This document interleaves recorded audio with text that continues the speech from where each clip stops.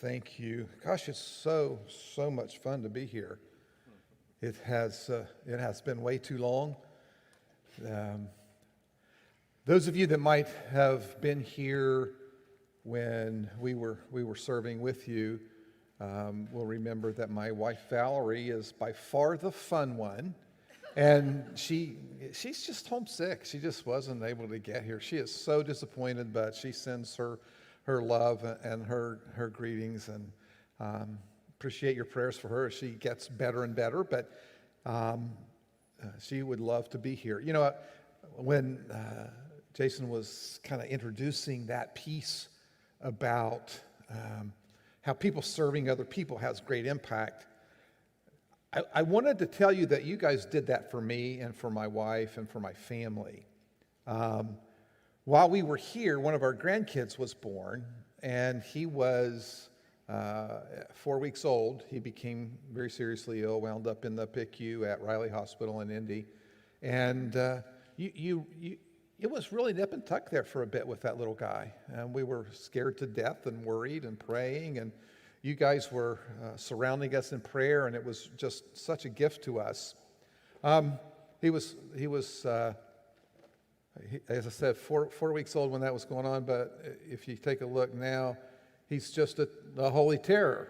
So that's the little guy that you prayed for, and I just wanted to share that piece because you guys impacted us in a great way. Thank you so much. Wow, the Gospel of Mark, you took on a challenge when you decided that would be the piece that you would walk through together. But wow, what a tremendous set of stories and teachings, and if you allow that to just really soak into your spirits, it will change your life. You're already up to the 5th chapter today, and so hopefully you're already experiencing some of that transformation that can come from the Gospel of Mark. And I wanted to look today, my assignment today was Mark chapter 5. When Pastor Brian asked me if I would be willing to hit that chapter, I was really excited because it has some of my absolute favorite stuff to preach in it. And so I hope that you had your coffee, that you're caffeinated well, that you're not too hungry, because I love to preach on this passage. The first part of chapter 5 is the piece that kind of segues into the passage that we're going to look at. And in that particular story in the first part of Mark 5, there's this man who has been possessed by multiple demons. And not only is he living in incredible torment, but he is giving away some of that torment to the community. He's kind of hard to control. They can't chain him. They can't do anything with him. And it's been going on for a long time, and the community is threatened, and they're afraid of him. And Jesus comes along, and he sees this man, and he realizes the situation. And to really abbreviate the story a bit, he casts those demons out. But the demons say to him, "Look, why don't you let us go into those pigs over there?" And there are about 2,000 of them. And so Jesus agrees. And the demons go into the pigs. The pigs go over the cliff into the water. That's it for the pigs, right? Well, what happens next is that the people in the community say, "Look, you just killed our pigs." They asked him to leave. And so basically, what they wanted from Jesus was for him to solve their problem, but save their pigs. And I think sometimes that's kind of how we go about life. We want him to fix our problems, but don't mess with the part of our life that's providing us with some of the other parts of life that are good. Just fix this one thing. But in the next passage, you see these two stories as they combine, where there's a completely different outcome. Rather than begging Jesus to leave because of what he does, they're astonished, they're amazed. It's a place where he finds that glory goes to his Father, and it's a really wonderful piece of literature in the Bible.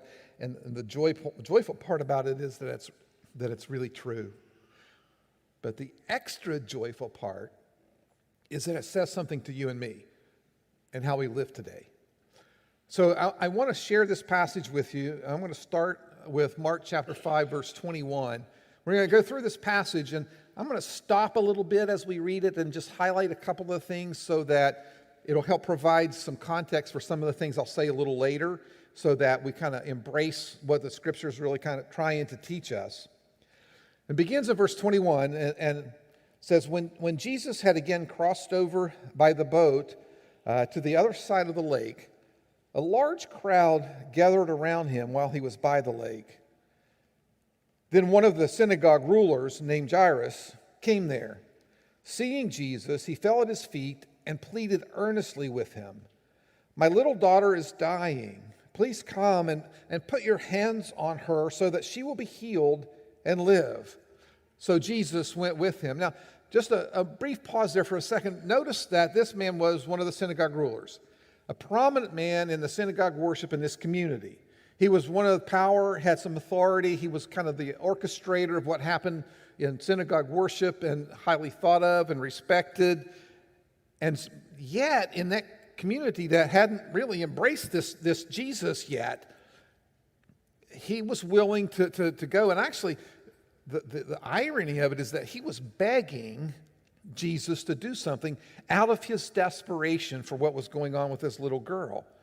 And so the story says that Jesus went with him. And a large crowd followed and pressed around him. A woman who was there who had been subject to bleeding for 12 years. Now, this ailment that she was struggling with was one that would have rendered her ceremonially unclean. It would have ostracized her from a lot of social contact. She was subject to social distancing before social distancing was cool. She wasn't able to be around people. She couldn't embrace people, and she couldn't go to the synagogue, and she had no business being in this crowd, according to the Jewish tradition. So as the crowd follows, and it says that she was there, she had suffered a great deal under the care of many doctors and had spent all she had, yet instead of getting better, she grew worse. This woman was desperate. She had nothing left. And so that drove her to be in this place. When she heard about Jesus, she came up behind the crowd and touched his cloak because she thought, if I just touch his clothes, I will be healed. Immediately, now that immediately word is one of the great Mark words, right? It's one that you keep seeing over and over again as you read the Gospel of Mark. And it's the way he moves us through the accounts about his, as he tells the story of Jesus. And what he wants us to do is he wants us to kind of to get this feeling that this is unfolding quickly and that Jesus' life is marching on and his ministry is happening and it's the kingdom is here. And so immediately, in that moment, her bleeding stopped. And she felt in her body that she was freed from her suffering. Isn't that a great statement?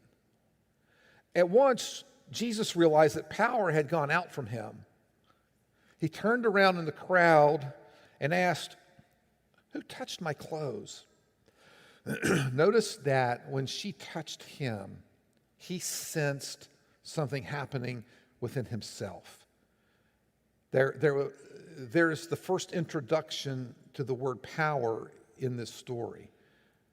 And it's going to be a significant piece of how we look at this passage. So I wanted to make sure that you saw that. And so his disciples, being the astute observers they are, you see the people crowding against you, his disciples answered, and yet you can say, "Who touched me?" But Jesus kept looking around to see who had done it. Then the woman, knowing what had happened to her, came and fell at his feet, and trembling with fear, she told him the whole truth. Now notice how she comes to Jesus. She's felt something happening, so she knows he's talking about her.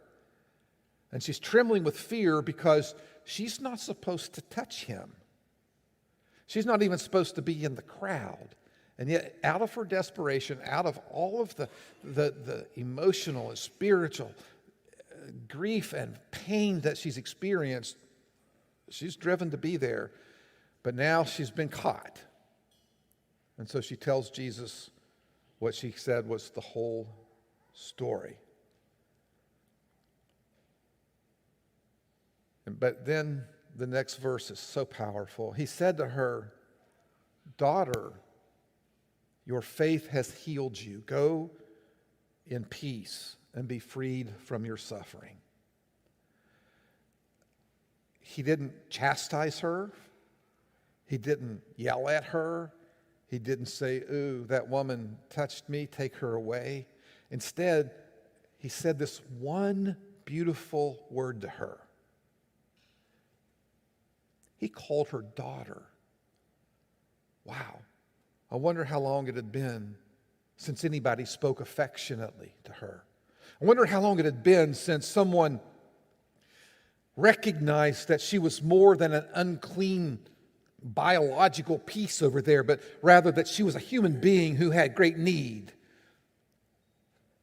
And you know, sometimes I think we need to remember that he wants to whisper in our ear, "Daughter, son." Of all the things he could have said, I don't think anything could have been more intimate and personal, more affirming, more tender. There you see how strong and tender he is. While Jesus was still speaking, some men came from the house of Jairus, the synagogue ruler. "Your daughter is dead," they said. "Why bother the teacher anymore?" So get this picture. They're on their way, the crowd's following Jesus to come and heal this daughter who's gravely ill, the daughter of the synagogue ruler. And on the way, this unclean woman stops the procession. And now she's dead. What's going to happen to that woman?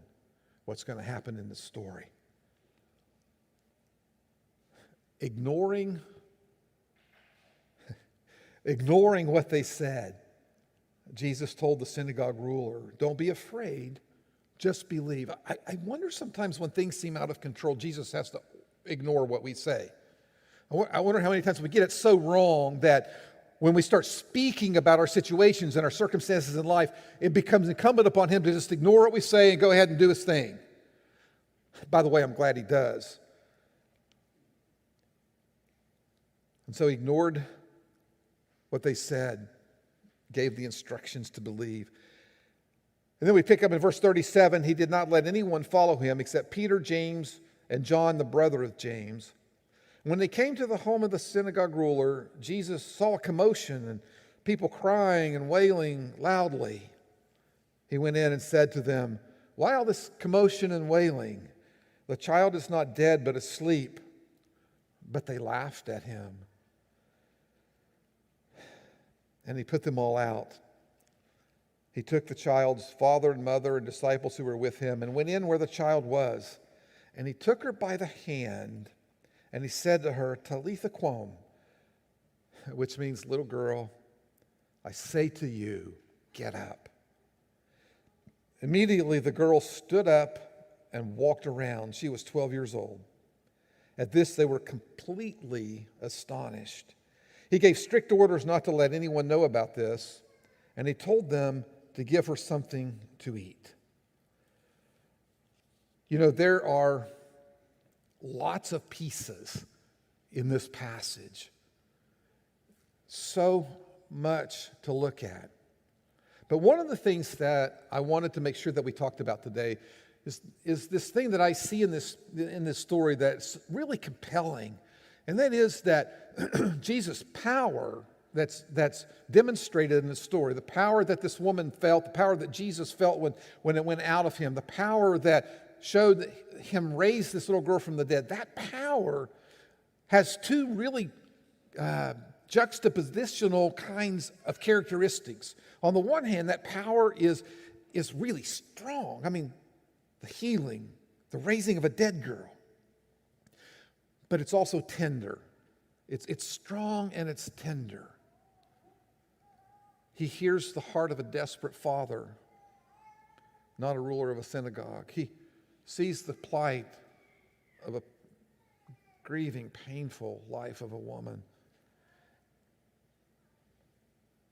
And his tenderness, his love, his compassion drives him to use his power in a way that life is restored. And I don't think he's quit doing that.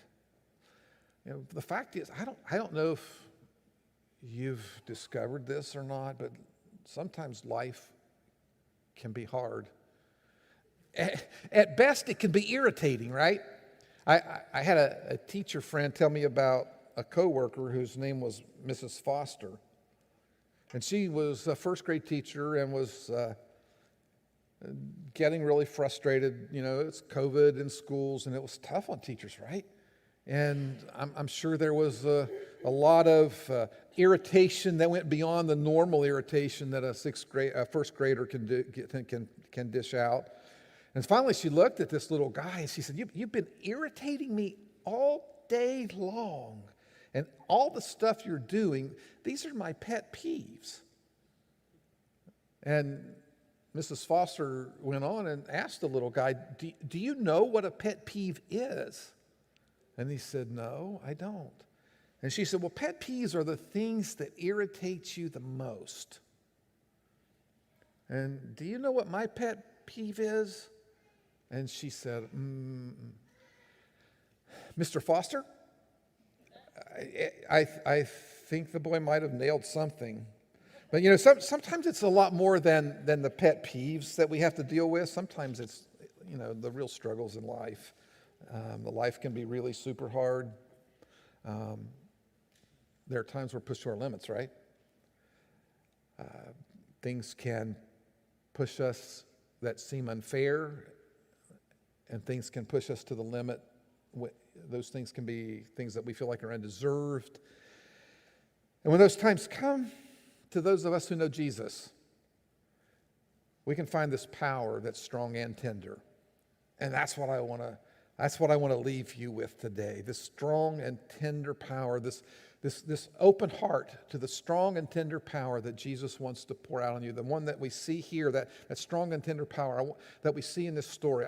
I want you to have that in your life. I want it to be transformational for you. Here's a prayer for the day that some of you might need to pray. So far, God, I've done all right. I haven't gossiped. I haven't lost my temper. Haven't been grumpy, nasty, or selfish. And I'm really glad of that, Lord. But in a few minutes, I'm going to get out of bed. And from then on, I'm probably going to need a lot of help. I think we probably could pray that prayer about every day. But the fact of the matter is that we are going to need His help because life is hard. We have really learned that over the last year and a half, even 2 years. And it's not just about a pandemic, but it sure has accelerated everything.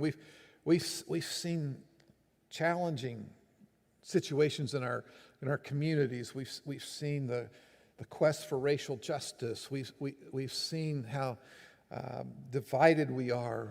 Whichever side of the political spectrum you sit on, about half the country's on the other. We've seen how the economy has been impacted by things like COVID, and people have lost jobs, and people have had to redo how they do all of their lives. And the fact is that it's just hard. Even without COVID, it's hard. Even without division, it's hard. And yet, here we sit. 25% of the people who teach in public schools right now have seriously considered finding another vocation coming out of this pandemic. 30% of people in pastoral ministry, according to Barna Research Group, are seriously considering leaving ministry. Which, by the way, I wanted to make sure we said this. It's really, really awesome that you've allowed your pastor to be away on sabbatical to renew and rejuvenate and to rest and to find some time to just get some strength and to experience the strong and tender love of Jesus. A lot of churches don't give that gift. but for pastors, life is hard too. And what we've discovered over the last good while is that we've found some new enemies in the world. You know, we've found a virus we didn't know about. We found its impact that we didn't know about. We found all of the divisive views around us that we didn't really know were such big deals. You know, we've found so much to disagree about.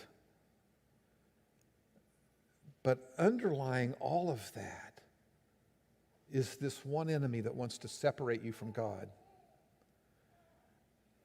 And in this story, we find this strong and tender power that if we'll only embrace, if we'll only allow into the core of who we are, the transformation can be incredible and unbelievable. And at the end, like the people who saw this little girl raised, we too can be astonished at what he's doing in our own lives. So one of the things I want to make sure we see in his story is that because his power is so great, no enemy is too strong. Now, if you go back to the story for just a minute, as you see these two stories, as they kind of overlap together, what you see are two substantial enemies.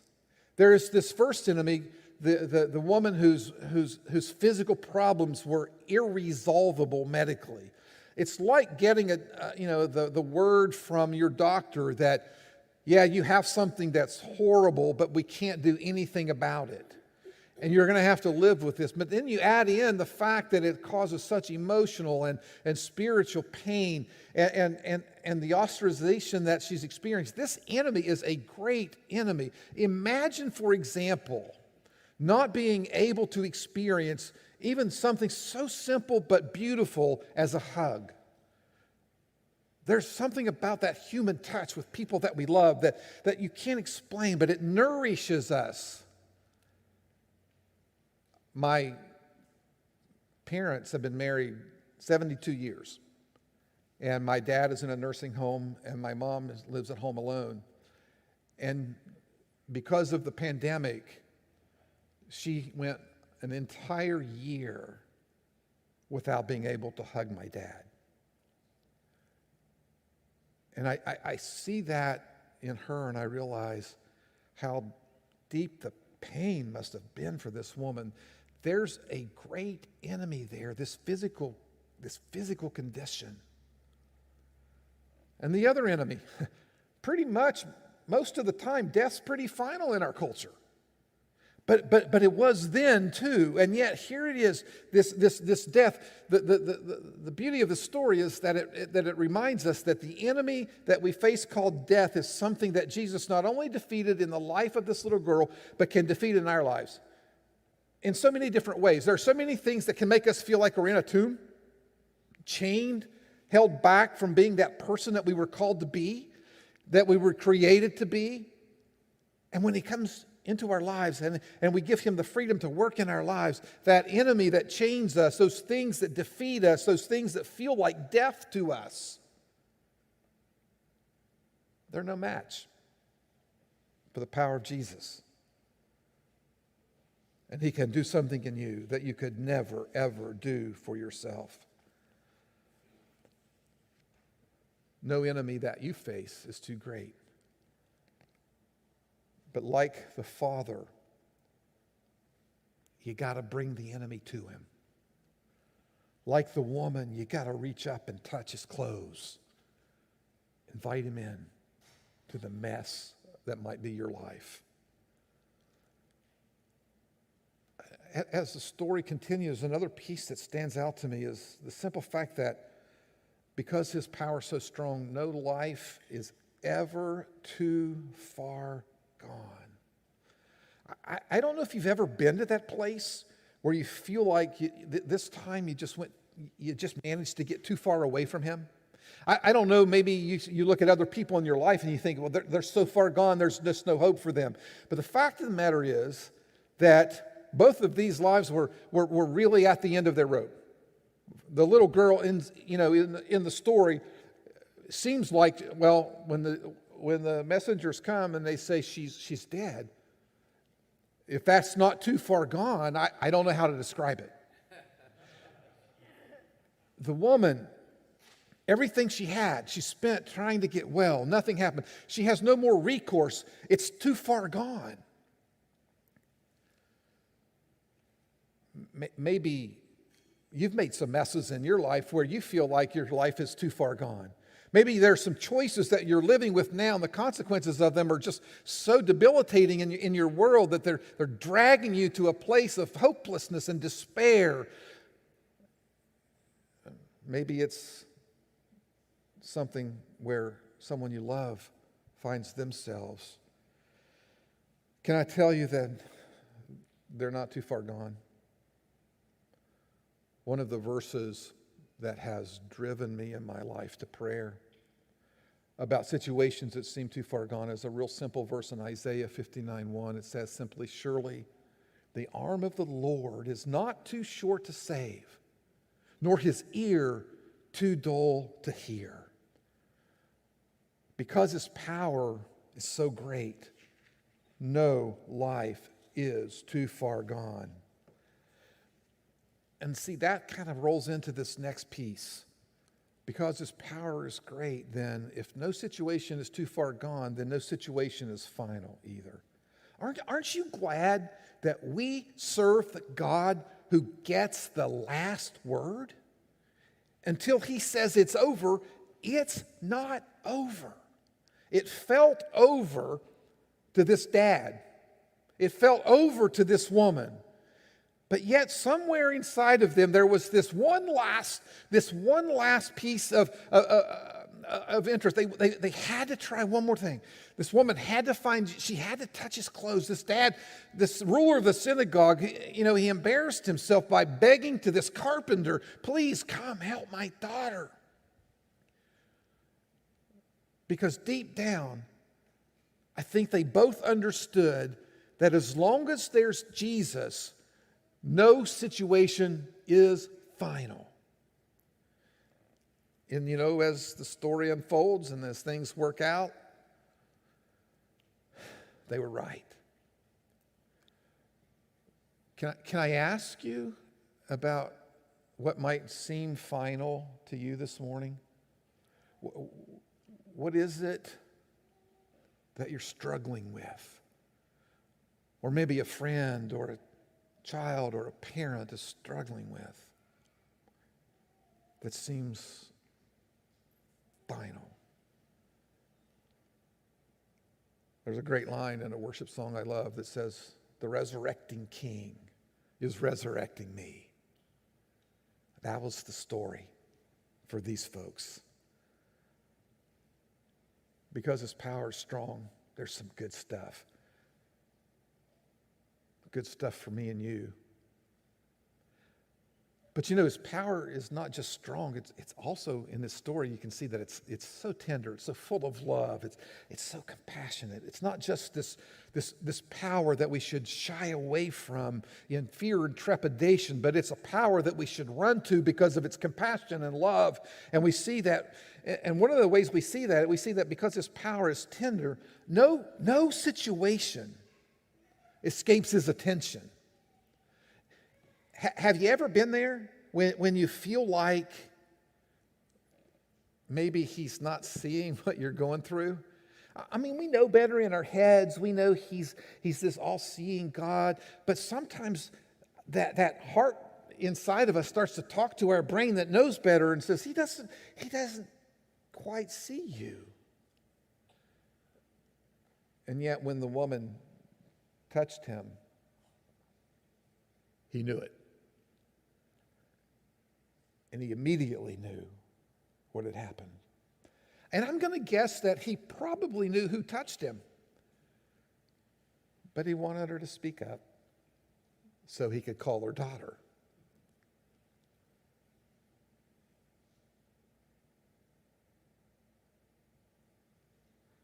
I suspect that the dad who got the message that his daughter was now dead felt like This woman interrupted the processional to his house just long enough for her to die. And that in so happening that way, it felt to him like this situation also just didn't get the attention from Jesus that it needed. But Jesus ignored that, and he said, look, let's not be afraid. Let's just continue to believe. And I think in both of those circumstances, I'm reminded that I can't go anywhere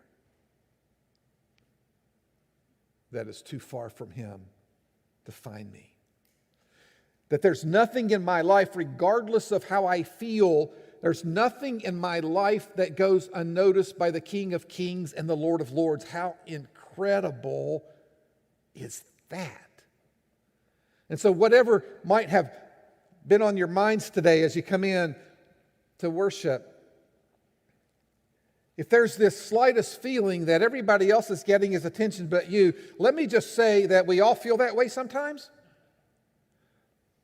But it's just not true. If this unclean woman and this man whose traditions were fighting against Jesus got his attention, so do you. And that's because his love is filled with tenderness and compassion. It's not this mushy, sentimental love where he comes along and puts his arm around your shoulders and says, it's going to be okay. It's a love that acts. He worked in these lives, and he wants to work in yours too. The fact of the matter is that God is always at work in and around us. So when it feels like our life has escaped his attention, the critical thing for us to do is to look for what he's doing and join him there.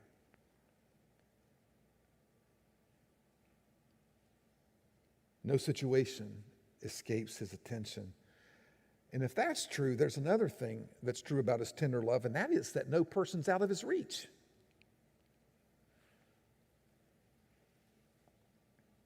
This woman wasn't supposed to be able to touch him. The dead girl wasn't nearby.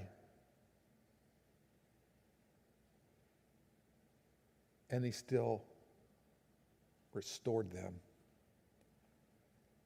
A father's grief gave way to astonishment and joy. A woman experienced what Mark calls freedom from her suffering. And I wonder how we sometimes miss the freedom and the joy and the celebration that he wants us to have because we feel like he can't reach us.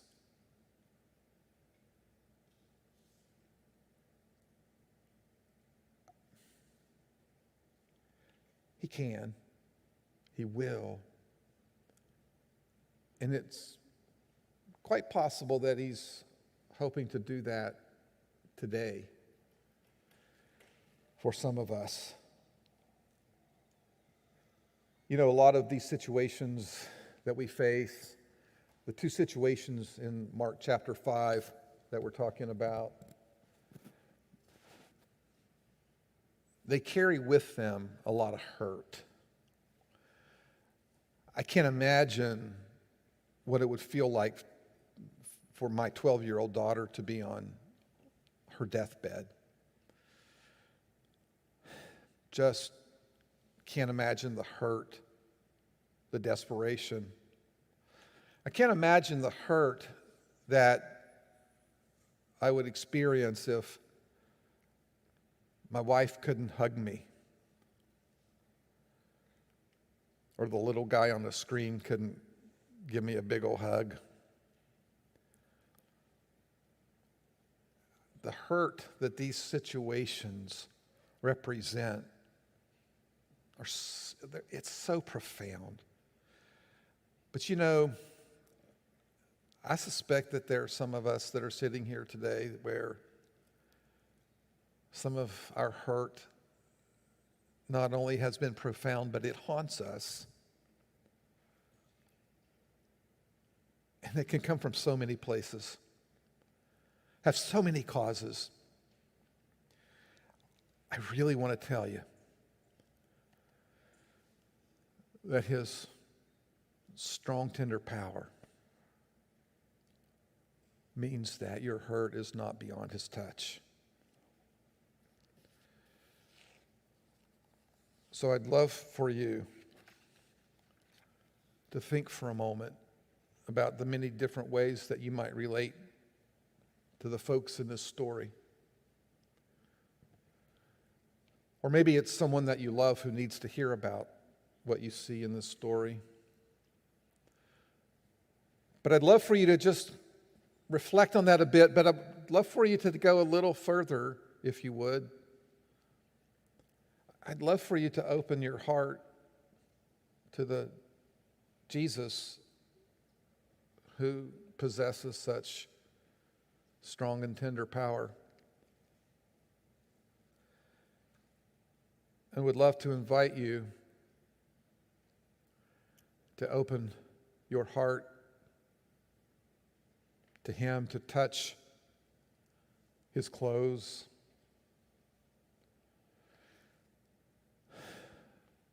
to call on him in the way that your heart needs him. I want to summarize what I wanted to say to you in one sentence, and I know that what you're saying right now is, why didn't you just do that and sit down?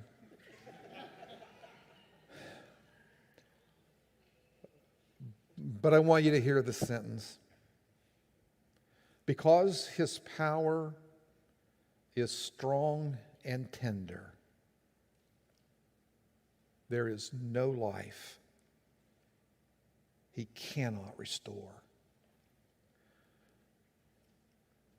And that means you. So what are you going to do with that? Let's pray together.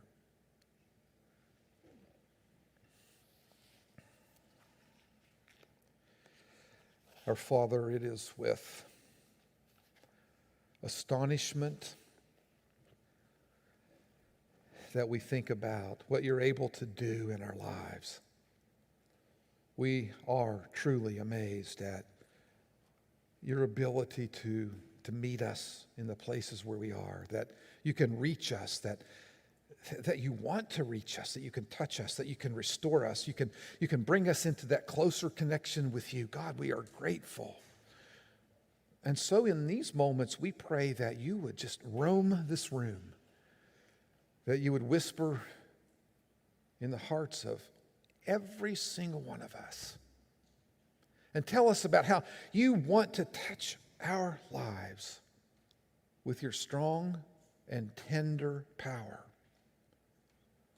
God, we collectively and individually invite you to work in us in this moment.